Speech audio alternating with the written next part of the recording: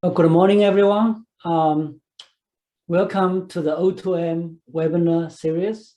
It's a great pleasure for me to be the introducer to introduce our speaker, Dr. Esther Latres. My name is Mingling Ma, and I'm an associate professor at Cornell University. My research interest is to develop advanced biomaterials and devices for cell replacement therapies for type 1 diabetes. So O2M webinar series is designed to bring the audience on an up-to-date snapshots of electron paramagnetic resonance oxygen imaging technology and its applications in different areas, including cell replacement therapies. Myself also have collaborations with O2M to measure oxygen in vitro and in vivo.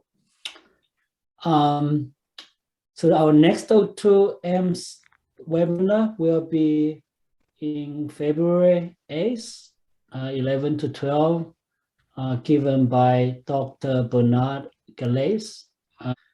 Yeah, it's a great pleasure to introduce today's speaker, Dr. Esther Latres. I have known her personally for a few years because of JDRF, and she is now Associate Vice President of Research at JDRF, and she has been working with a number of research groups and sponsor our research, including my own, on cell replacement therapies for type 1 diabetes.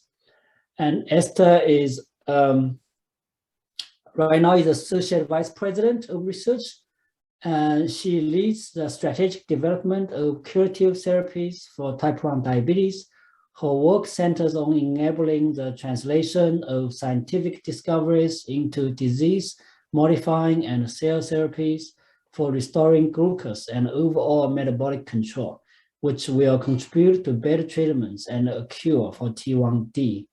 Prior to joining JDRF in 2015, Esther developed her scientific career at Regeneron Pharmaceuticals, where she led discovery and research of the therapeutic candidates to treat skeletal muscle and metabolic diseases, some of which have advanced into clinical trials. She is also on numerous publications and co-inventor on several patents. Esther received a Ph.D. in biochemistry and molecular biology at the University of Barcelona, and has received postdoctoral training and held research positions at the Sloan-Kettering Cancer Center, BMS Institute, and New York University Medical Center. With that, I want to turn to Esther. Go ahead, please. Yeah, so thank you so much, Mingmin, for the introduction. Let me, I think that's the one I want to share. Can you all see the presentation in the slide mode? Yes. Okay. Yeah. So thank you so much. I think the seminar may be a little different. It's not a technical seminar, but I think it'll give you an overview of how these technologies can be used to accelerate breakthroughs and therapies for diseases. And obviously type 1 is going to be the main focus of my talk. So, and this is exactly the mission of JDRF. It's to accelerate breakthroughs and therapies to cure, treat type 1 diabetes and complications. So just as an introduction to JDRF, and I don't know, my slide is not moving. Hold on one second. Okay. So just as an introduction to JDRF, we're the largest funding or research in type 1. JDRF doesn't have any wet labs, so all we're doing through funding labs in academia and also in industry. Like, you know, O2M is an example one of these partnerships, and we are now going to be entering our third year of partnership and collaboration, which has been very valuable. So the first stage is obviously all that we do to discover research, but at the end, as an patient-driven organization, is to come up with better outcomes from people living with type 1.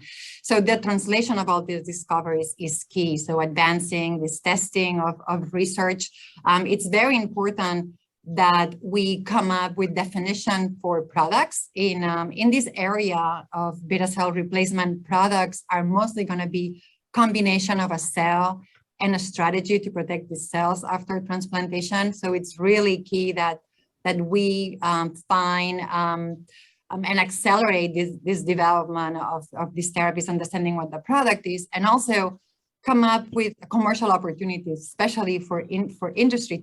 Type 1, it's not a large market, obviously, but we need to come up with some commercial opportunities so companies can see the value on doing research in type 1.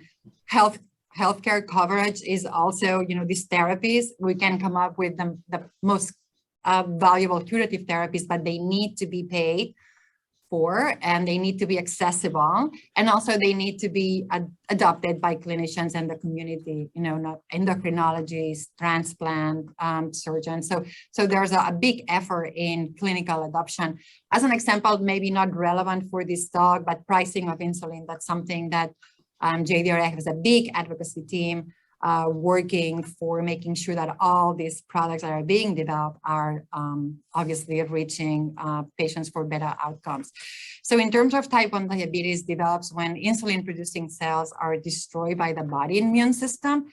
On the upper left corner, it's a picture of an islet, and the reason that's there is because in addition to beta cells, which form 40 to 50%, these are the cells that make insulin. And there are many other cells like alpha cells, for instance, that produce glucagon, and they're key in counter-regulating hypoglycemia, for instance. And we know that while they're not destroyed by the immune system, there's a lot of need for counteracting hypoglycemia in people living with type 1. Also very important is the number of capillaries.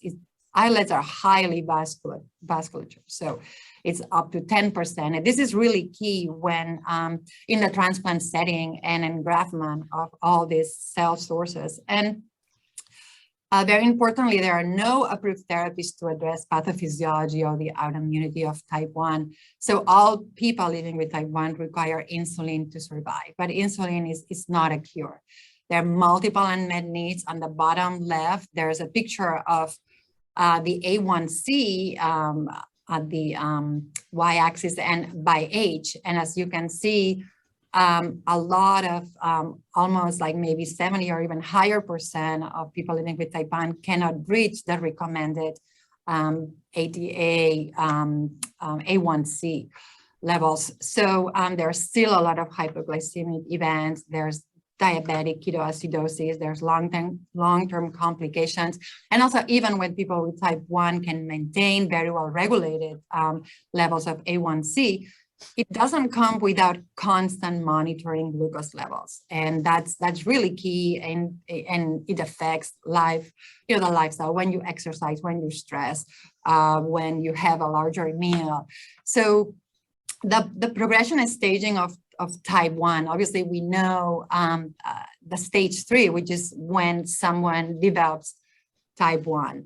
And that can be, coming into an emergency room with someone that has diabetic ketoacidosis, or for a long time, there's issues on maintaining their body glucose levels. But anyway, it's at the time where symptomatic T1D is presented and your glucose levels are significantly higher. But type 1 starts way before the stage 3, or when someone is presented with type 1. And obviously at the bottom is the functional beta cell mass, and stage 3 is when there's not enough functional beta cell mass to keep glucose levels in the body. So type 1 starts in what we can call stage 1, is the presence of autoantibodies. And there are many reasons why these islet autoantibodies can form in the body. Can be beta cell stress, can be an immune trigger, can be environmental, can be, there's so many reasons why, and still working on the presence of islet autoantibodies. But the stage 2 progresses when there starts symptoms of dysglycemia. So they're not insulin dependent, but there are symptoms of dysglycemia. So it's very important, and JDRF has done a lot of work on identifying the risk population, and these islet antibodies can be used as a diagnostic tool to determine or to identify people at high risk. And that's very important because there may be some disease-modifying therapies that can help, can prevent, can delay, or even can reverse the presence of diabetes at stage 3. But for today's focus is established type 1. And how is it managed? So it's mostly managed with either insulin injections or maybe the most advanced automated insulin delivery therapies, which are actually based on how the beta cell works. So these closed loop systems they have a continuous glucose monitoring that can assess glucose levels. I think it's every 3-5 minutes. So it's way less often that a beta cell senses glucose levels, which is much more often than that. And then there's a pump that is injecting insulin in response to these glucose levels. And obviously there's an algorithm that can decide what's the appropriate insulin dose based on CGMs. So there's still some adjustments that had to be done when you exercise, or obviously post-meal, where there are very significant changes of glucose. But there's no question that these systems have helped maintain glucose levels, and also what we call a time in range. It's not all about A1C. Actually, someone can maintain a very constant A1C, but then there's a lot of up and downs in glucose levels. So this is what it reflects in this picture here, that and at the top is what we call an artificial pancreas or an automated insulin device before and after the therapy. So there's, if you look at the gray area, which is what we call a time in range of glucose levels, there's definitely improvement with artificial pancreas, but at the bottom is the islet transplantation, what we call proof of concept before and after. So this is really shows that islet transplantation can provide or can restore glycemic control and sometimes insulin independence for a long period of time. So obviously, islet transplantation relies on cadaveric donor, and it's injected through an interportal infusion into the liver, and it requires broad immunosuppression. So we need to find unlimited source of cells, and that has come from two main sources. One is the allogeneic stem cells, and the second one is xenogenic, which is porcine islet. I think right in the news today or yesterday, there was the first kind of successful porcine or transplant from pigs to human using this genetically modified pigs. So this is actually a big progress. And I want to, well, maybe I'll focus more on stem cell derived. I want to make sure that everyone understands we still work on porcine islets, and actually before the recombinant insulins that all these large pharma developed, porcine or pig insulin was used. So it's efficacious to regulate human glucose levels. But there's still some advantages or disadvantages of each source. Obviously, the organization and composition, I think most of the allogeneic stem cell derived sources can produce an islet. Also vasculature, as I mentioned, and then the cell protection. So when we focus on the stem cell derived islets for cell therapy, it's all a process of differentiation that starts from a stage 0 pluripotent stem cells. So how these cells differentiate has been an investigation for the last few years, but I think there's been a significant progress. And the first big step is to differentiate these pluripotent cells into pancreatic progenitors, which is stage 4. These are cells that are committed to pancreatic progenitors. And then from stage 4 to stage 7, using this combination of biologic signals, they can differentiate into a more mature. They're still not an ideal mature product. There's still some cells that are carried from maybe a more undifferentiated stages, but I think, but there's been definitely a significant progress. What are the questions or considerations when we use the stem cell-derived islets? So the first is stage 4 and stage 7. Some of you may be more familiar in the field, but both stage 4 pancreatic progenitors and stage 6 have been used in the clinic, and they have been shown in the last year to be able to secrete insulin at a higher level or lower levels, but both stage 4 can differentiate in a body and to a beta cell, to an insulin-producing cell, and secrete C-peptide. So there's still, whether it's better to do a stage 4 and differentiate after implantation, or a stage 7 that is more mature. The second consideration is the purity and the composition of the cell. There's still a lot of debate. Do we need alpha cells, or do we need metastatin producing cells in the final product of stage 7? I think we do need a full islet as a replacement, and also durability and how long the cells will last. This is important when we think about the product, when we think about target product profile, when we think about commercial opportunities. Obviously, whether it's a 1-year replacement or a 10-year replacement for, I think someone living with type 1 would sign on probably even a short durability, but there are considerations on what the durability and the dose. We can have the best source, but if the source is not high enough to provide a clinical outcome or clinically meaningful outcome, which is A1C, time in range, enough levels of C-peptide, that's also a big consideration.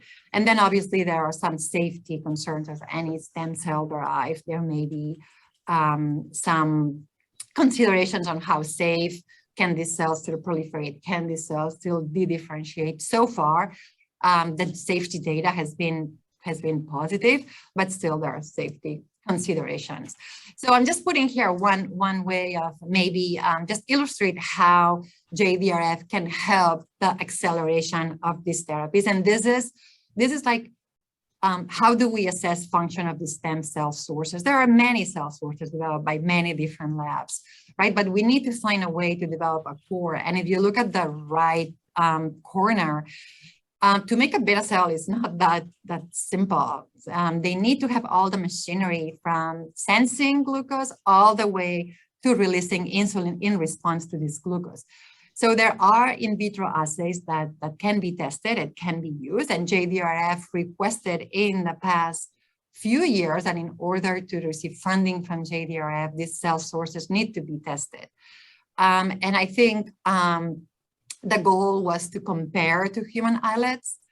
How do they respond to glucose? I think at the lower corner down there, we've tested up to 8 sources, and some cells work better than others. There's 2 peaks. The red one is pretty similar to what islet does. There's a first peak release of insulin that's secreted, and then there's a second peak that does usually how first and second response of insulin is done biologically. So I think this is one of the cores, and I think it's just to put in context why JDRF is funding all these cores, including the O2M, but I think this is one of them. And then the second one is these cells are hard to make. These beta cells from stem cell derived are hard to make. Only in some good labs can make these cells. And can they make them reliable? Can they make them consistent from one lot to another? And as I mentioned, these are probably combination of cells and devices. For instance, we have all the bioengineers working on ways of protecting cells. We have all the other approach, immunologists working on ways of protecting the cells. So we need a source, reliable source, manufactured, automated, that's available to the community. We cannot have a few labs cracking these cells and sending them to labs. And, sometimes one lot is better than another. So this is another core that we are working on now. So these cells are not available yet, but this is a process of automation and manufacturing these cells for the use of accelerating product development. And this is just how it's translated from a manual laboratory to an automated process. So these cells are grown to pancreatic progenitor and more endocrine stages flat in these large flasks. And then at some point at stage 6, these cells are lifted, aggregated, put into a bioreactor, and generate up to 1 billion scale, as opposed to what someone could do in manually in a lab. So I think this is another core that JDRF has established to accelerate translation. So now, how can we protect these cells after transplantation? So as I mentioned, the way to protect these cells now today is using broad chronic immunosuppression. And while the risk-benefit ratio for the population that the islet transplantation is being used, which is the severe hypoglycemia and hypoglycemia awareness, this is a very dangerous condition where someone living with type 1 doesn't realize that glucose levels are going down. So obviously there are devastating consequences. So this is one of islet transplantation use. So while we move forward, we need to find alternative ways of protecting the cells. One of them is encapsulation, which is physical barrier, a membrane that has some porosity that they can allow the flow of nutrients, glucose, oxygen, but not the immune factors or immune attack that destroy the cells. Another one is gene editing. How can we protect these cells, or maybe turn down these alarm systems that these cells use, or the immune system used to recognize these are foreign and they need to be destroyed? So there are some signals in these cells that can be turned off or down. So this would be an approach to make hypoimmunogenic cells. Immune modulation is another way. How can we alter the immune response to the implanting cells so they can accept?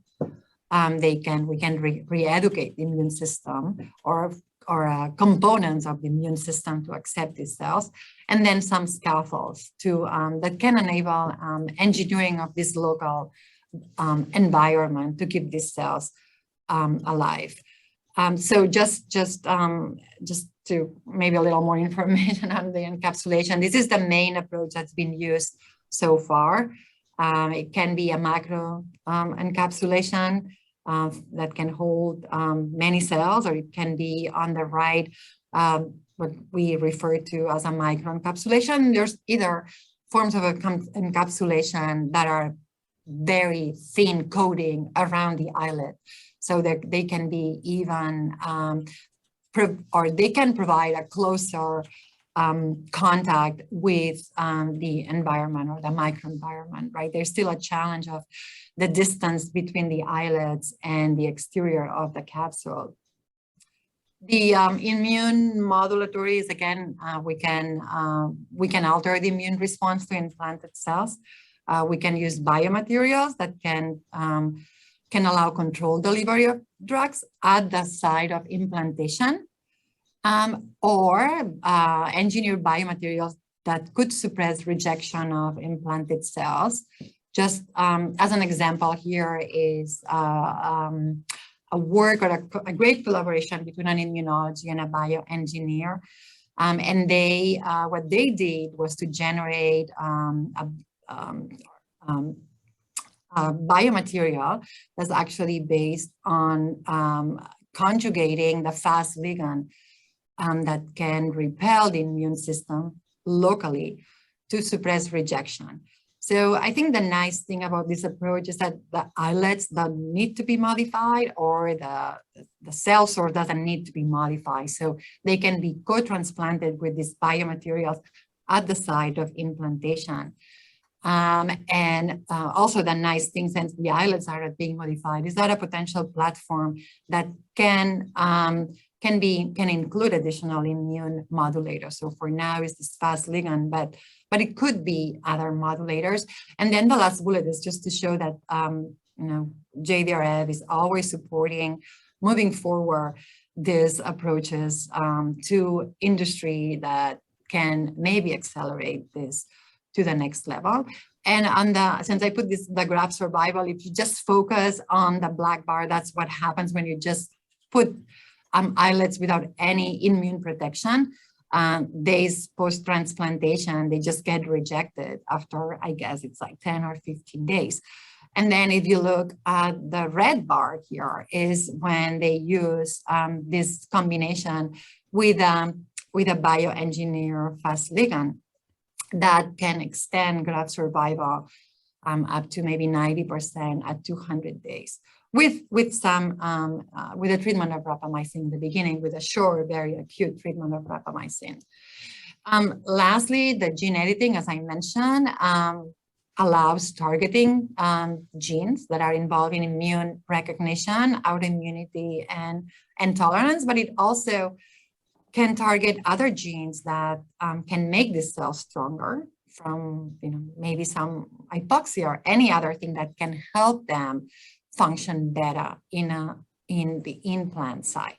So I think this cartoon just shows to the left an iPS derived cells that is recognized by immune cells, and then to the right, one of these universal iPSC derived cells that do not have these MHCs class 1 or 2.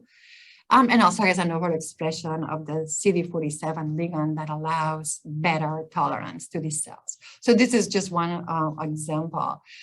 And I want to reinforce that we've done a lot of gene editing and supported gene editing, many different approaches. Not one approach is better than another. And even including in Melbourne and also Columbia University with porcine origin sources, not only stem cells. So coming to overcoming hypoxia. So we talked about generating a cell source, which is consideration. We also talked about how to protect the cells. But at the end, even if we have a good protection, it's how do we make sure that the cells get enough oxygen to survive, right? There's obviously after implantation, there's a time of hypoxia. Maybe not, and we're talking here about extrahepatic.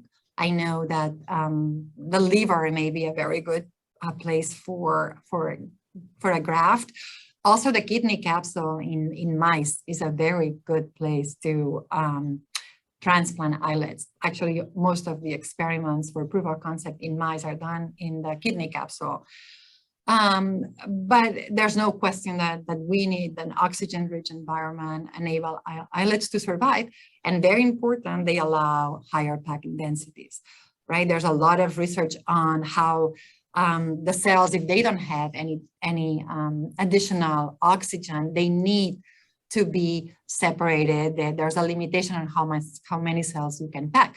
So if we think about the size of a device and a graft, without oxygen and with oxygen, that's a significant consideration in terms of packing density. So there's different ways of that the consortia and the team, this large community thinks about providing oxygen. One is just the gas injection into a chamber. The second one is generating oxygen from water. Also, there are biomaterials that can generate oxygen at the site. It can also come from serum ultrafiltrate perfusion devices that are all implantable. And lastly, pre-vascularization and hence vascularization. So basically, like a skin, for instance, that it's a quite hypoxic site, you can pre-vascularize the site and then come back with some islets. And just very briefly, some examples, beta O2 is one technology that can inject oxygen into the islet encapsulation. So it's a combination of an microcapsule with oxygen. And this has been done, and JDRF has supported a clinical trial. Basically, the cells can last for a long time, but there's a challenge in insulin kinetics, which I was mentioning before. It's very important that cells at the end sense glucose and secrete insulin fast and at a magnitude levels that can present or an outcome, a meaningful clinical outcome. So there's a lot to learn from this, from human studies. I think I cannot emphasize that enough. It's really important that we try this in humans. A lot of the work has been done in preclinical models and in mice and in rats and in larger animal models, but it's really important that we get this to humans. So the oxygen generation, this an electrochemical oxygen generation. This is comes from Dr. Papas here. It's a combination of a macro device, like a similar of a therapeutic device, that can receive oxygen through this catheter that it can be wearable. Basically, it would be a small device. And here to the right again is another proof that the top bar, the blood glucose, this is a nude rat experiment, that the presence of oxygen can significantly rescue blood glucose levels or can rescue diabetes in rats, as opposed to having a macro device with no oxygen. Not only that, but this addition of oxygen can trigger formation of vasculature, which actually is very important, as I mentioned, for insulin kinetics and glucose sensing. This comes from Dr. Stabler. It's the way, it's an approach of generating oxygen from biomaterials. It's an oxysite device. This panel A show how it's formed. There's this sponge in this device, where there's this material that can generate oxygen, and the one below, B, C, and D, basically shows the kinetics of oxygen, which seems to be pretty fast and very significant if you look at D panel without and more an oxysite. So it's definitely significant amount. And then panel E shows how it addresses a significant challenge, which is how close are these islets going to be to the capillaries or to access of oxygen, right? So in this cartoon basically shows that with oxysite, islets, whether they are in the outer edge or inner edge, they can form and express insulin. So this is another consideration for islet dosing, for all the things that I mentioned before. These are important considerations. And lastly, how can we, or how can the prevascular side help islet function? And these are two approaches. One is the Cernova, that is using what they call the cell pouch system, that is pre-implanted or implanted in the skin. So basically it's a catheter that is implanted in the skin. It makes a site that is rapidly vascularized. And then as a second step, islets are introduced into that site in already pre-vascularized sites. And that has shown to make a significant difference in survival. And also JDRF has been funding a clinical trial, supporting a clinical trials. And they also showed that when they use this technology in combination with donor human islets, they can see survival, and they can see secretion of insulin in the skin. So this is not in the, again, not in the liver, but in the skin. And DefiMed is also another device that some of the consortium members may be familiar with.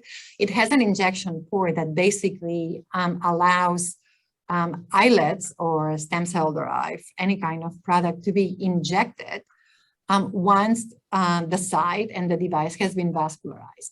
So in B, this micro device is implanted in C. It allows to pre-vascularize, and then panel D it shows representation of the injection of these islets into this micro device that has already been vascularized. And this is another work that we've been funding just to illustrate that the architecture of this vasculature is also important for oxygen and function of the cells, right? So this is the work that we have with Rice University using 3D bioprinted vessels to identify what's the architecture that may be more beneficial or provides higher oxygen for survival. So this is just now changing a little bit gears. This is the JDRF beta cell replacement portfolio. Obviously, we have a lot of discovery going on. We have a lot of preclinical going on. We have some late preclinical, and we do have some clinical development in the consortia. And then I have to emphasize that it's really important that we bring this consortia just with the goal of all the investigators can interact, can do networking, can think of ways of accelerating their development, whether they're cell producers, whether they're device producers, whether they have animal models that can be used, whether they're engineers with novel strategies that they work on maybe cancer, and they're working on checkpoint inhibitors, and they have strategies that maybe can be used for autoimmune diseases. So this is to emphasize that we really embrace collaboration, and O2M has been a very good partner. So coming to the core, obviously the long-term core of this project is create an oxygen imaging service for the large scientific community. So it's again, first is a validation, but then the goal is how can we help all these people in the developing therapies, help them validate and test their delivery devices, right? I think now longitudinal studies are depends on a lot of animal models that require a lot of animals, require a lot of work. So I think no question that an oxygen measurement core that one can use to reiterate products, and maybe that needs to be modified or altered. I think that would be very valuable. And I think I talked about some of these, and maybe one is a therapeutic device, which is an encapsulation device. This is data from O2M. This is oxyside that's been validated. This is a vascular, the bottom one to the right, it's intravascular device. And then we have the IBET from Dr. Ming-Lin Ma that he can talk maybe about it in a future symposia or a seminar.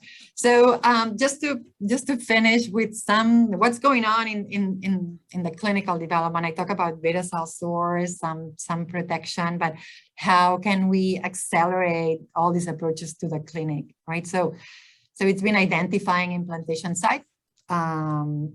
It's been a lot of work on preclinical models.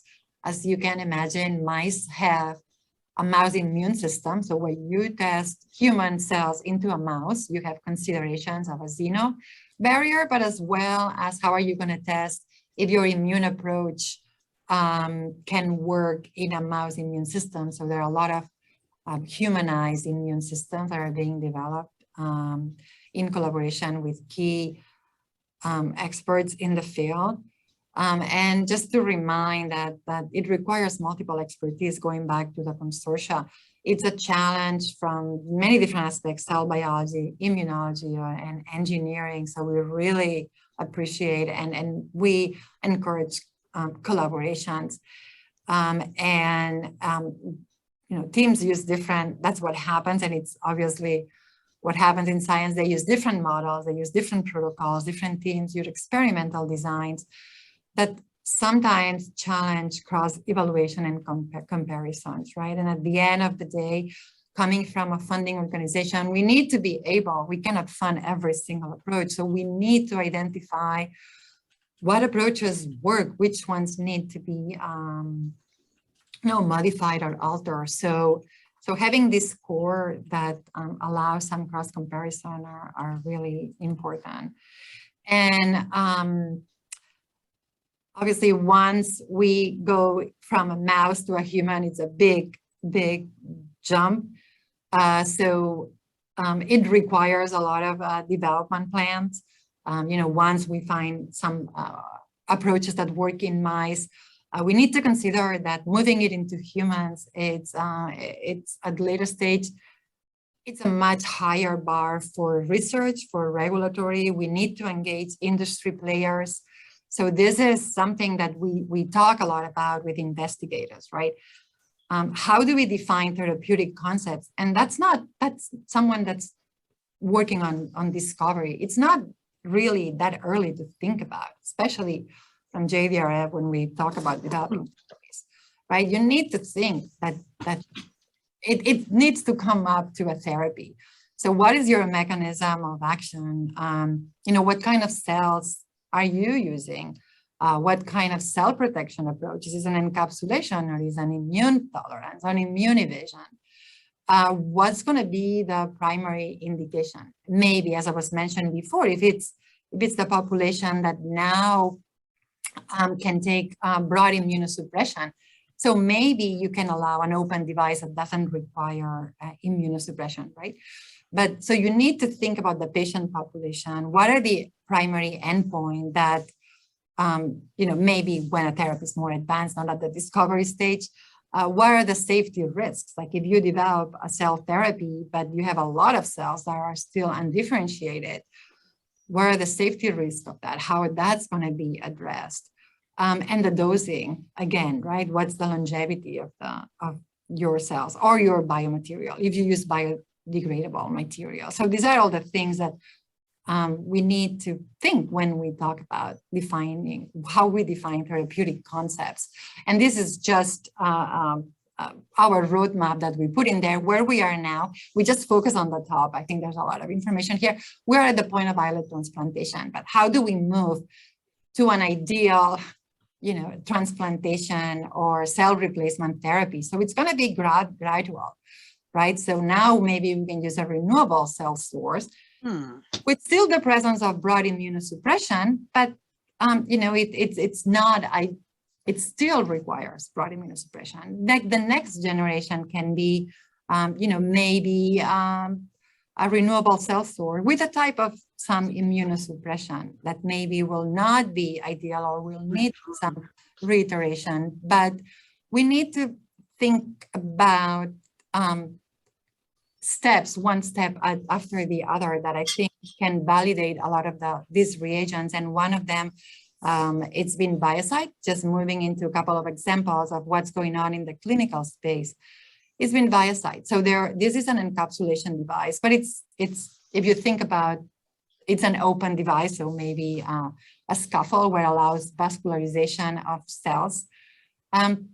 They had they had a clinical trial. They showed that it's safe and well tolerated. This is in a population that still requires long chronic and broad immunosuppression, but I think it provides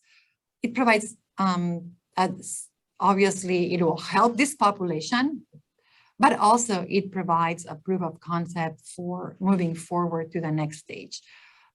This is shown that these cells can secrete C-peptide that can generate insulin-producing cells. So maybe next step would be to use this platform with a gene-edited. Oh, someone is has the microphone on. If you could, we can hear you. So the next stage maybe will be using a cell that has been gene edited, for instance. That's as an example. But I think this is one big and large step. And then you may seen in the news the talks and the news from Vertex. that, on the left is the previous slide that I show on using donor islets, and then to the right is what they've achieved, which is use a fully differentiated stem cell derived that is infused into the liver. Again, it's the same population. It uses broad immunosuppression, but this approach has shown very significant results. So the first patient dosed with this therapy showed a very rapid improvement in glycemic control, a significant increase in C-peptide, showed an A1C decline from 8.5 to 6.7, which is very significant, and a 92% reduction in insulin dose. So these are very impressive results.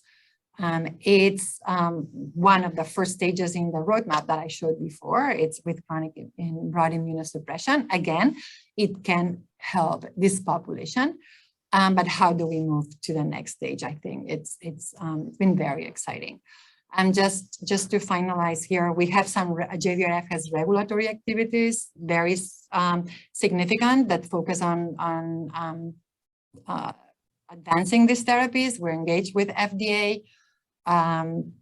We present seminars to FDA. We invite speakers of the consortia to talk about biomaterials, scaffolds, xenotransplantation, immune modulation. So we inform in these educational seminars what is the advancement in the field.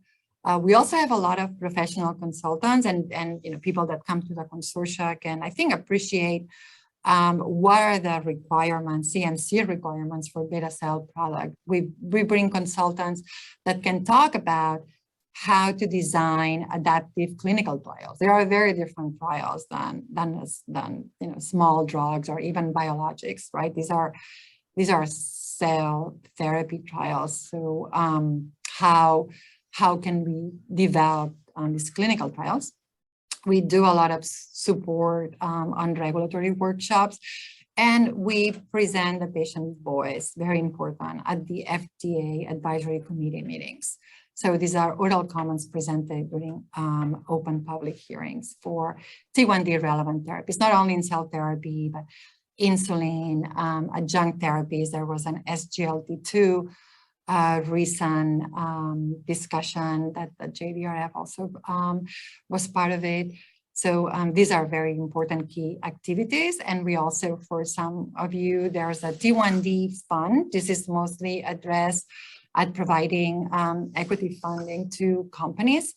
It's a different mechanism, basically is philanthropy fund, but with the combination of this T1D fund and the JDRF Foundation, we cover broad landscape of companies and approaches that are moving to clinical trials, including clinical companies, IND enabling, and research stage. So I think that's all I have. Oh, one slide. Now I obviously focus on the cell therapy, but JDRF is committed to advance therapies, whether are the artificial pancreas, and this is a publication that we co-authored with Dr. Kiefer, showing the two paths of a functional cure. Maybe cell therapies will or will not be for everyone, or hopefully it presents a functional cure. But we are in an environment where we are trying to advance cell therapies under what insulin and artificial pancreas has developed. So we are advancing both therapies. We think that both can provide glucose control, and at the end, is the patient and people living with type 1 that have more options moving forward. So I think that's all I have. Thank you. Thank you very much, Esther. That's such a nice talk. Yeah, thank you for all the insights and also the leadership at the JDRF, and enabling researchers like myself to pursue and make advances. Do we have question time from the audience, or what do we do next? Again, thank you, Esther, for all the. And you have my, like anyone can contact me. I think, if you have any questions, any ideas, any approaches. I don't know much about, the audience background, but, based on what I presented, if you have ideas or questions and you have any follow-up, just reach out. Okay. Yeah, the audience, if you have any question you want to ask Esther now, or you want to contact her later. So Esther, I actually had a question. So you mentioned the beta cell manufacturing core. So when it's ready, so anyone can request cells? Is that how it works? Yeah, so yeah, that's a very good question. So JDRF for a long time was funding cell source distribution mostly, and we still do. We still have a core distribution for donor human islets that we provide to investigators. We also used to have, not now, but we had a porcine islet distribution that we distributed to investigators. And we had in the past a stem cell derived, let's say, islet distribution, but this was challenging. It was challenging for, the lab that was generating that. If you think of research lab, they don't really want to put a lot of resources into distributing cells to the community.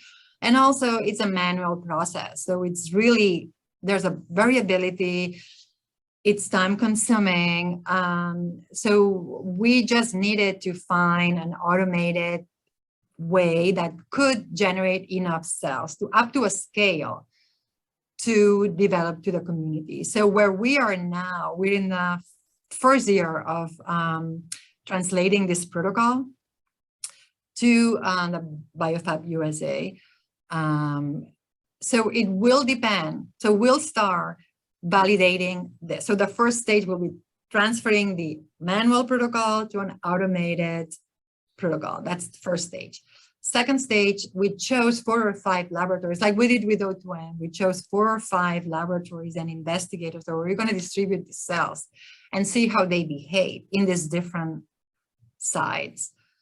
And then depending on that data, depending on the scale, if it's a billion, cell scale, we'll definitely make this available. We'll start with consortia members. We'll start with members that we are funding, that we're already working on stem cell sources, not to improve the cell sources, but to use them as a tool to develop whatever they're doing, whether it's an immune or whether it's a bioengineer, like you, for instance, right? You want a vial of cells, so you get a vial of frozen cells, you use it in the lab, and that's what you use, right? So we are gonna, long answer, but basically, yes, it will depend a little bit on how the process works, but yeah, the idea is maybe start with that, but then I'll open it to the community, whether you're funded by JDRF or not. Okay, great. Any other questions from the audience?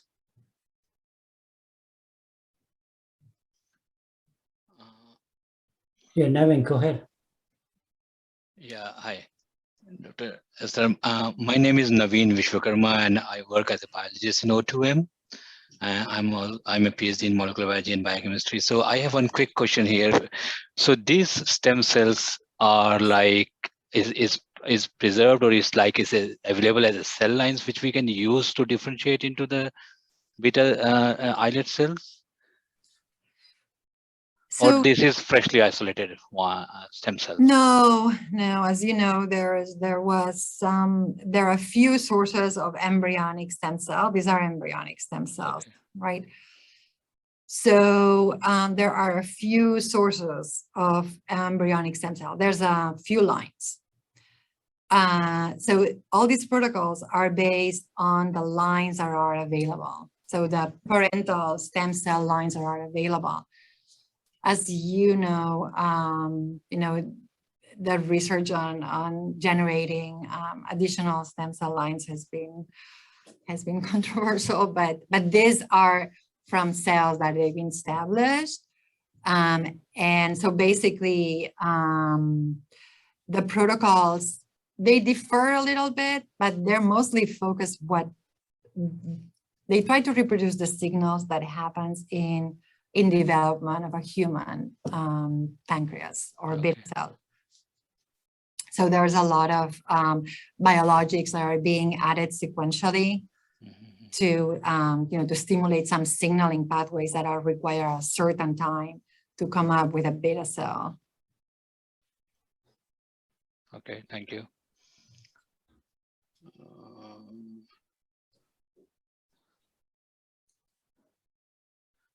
Any other questions? I have a question, Esther. So it's very interesting and a lot of different strategies, how to protect cells, how to move forward. But I believe what we are doing is one of the tool, but probably we also need to put more effort into non-invasive characterization tools at each stage of development as we move from mouse to rat. So oxygen is one, but probably there are other markers like pH and all, and all of these different biomarker will help to get the best outcome at each stage. So my question was that how we can improve this ratio where we have the more tool development as well, or what's the current strategy JDRF is thinking to improve on that side, non-invasive tools? So if I understand the question, so basically what we are focusing on engraftment is not only providing oxygen, but also making sure that the site is well vascularized and it can provide enough vascularization around, or the environment is good enough to allow insulin kinetics, right? I think a lot of the oxygen delivery cells can survive, and they can survive for a long period of time.